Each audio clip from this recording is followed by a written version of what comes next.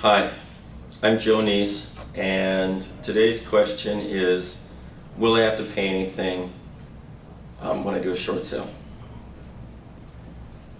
Well, the question is there's no way to answer that question. It's impossible until I talk to you and know a heck of a lot more about you. I need to know who your lenders are. I need to know how much money you make. I need to know how much your expenses are. I need to know what your assets are, and I need to know, just the whole picture. So anybody that gives you an answer without asking those questions, just assume that they probably just lied to your face, and that's probably a pretty bad situation to get yourself into, because now you have someone that was willing to lie to you the very first day they met you, and you're going to put your life in their hands. It also is going to depend what type of mortgage you have. Okay, some mortgages, a first mortgage, an FHA mortgage, a VA mortgage, very, very good chance that you won't owe anything to those people. I mean, almost no matter what your situation is.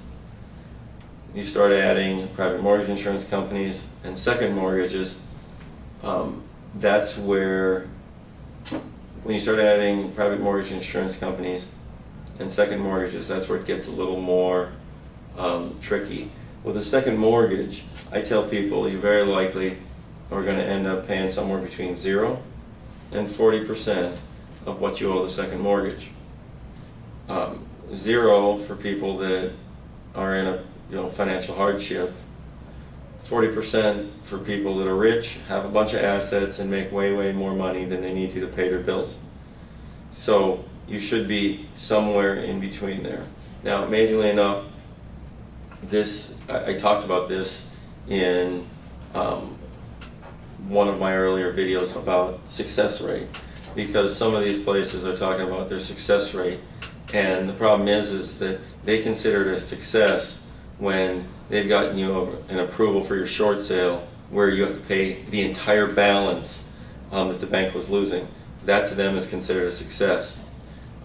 They consider it a success where you're broke and poor and have no money, and the bank asks you to pay 50 or 60% of your second mortgage.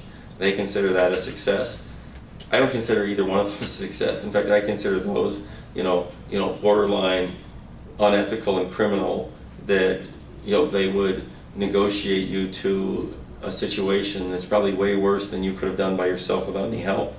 So, big thing, realize the amount you pay is probably 100% going to be determined by who you pick. If you pick one of these big law firms that the only time you ever talk to the attorney is when he takes your money at the beginning during the retainer, and when he tries to bully you into taking the really, really bad approval where you're paying way more than you needed to. Other than that, you probably will never ever talk to him, and you'll end up having someone that is an administrator doing all the work, and she won't tell you anything. She won't tell you that you just sent in something that's going to red flag you that you're not supposed to send in. She's not going to tell you that you probably should have added that, since that's something that would have helped you. And you're going to end up paying a lot more money. Again, I can't help you unless you talk to me, unless you call me. I'm Joe Neese. My cell phone, 612-508-4100. This can be an easy process. It can be an incredibly hard process. It can be boring. It can be extremely, extremely nerve-wracking. You just have to decide which path you want to go down.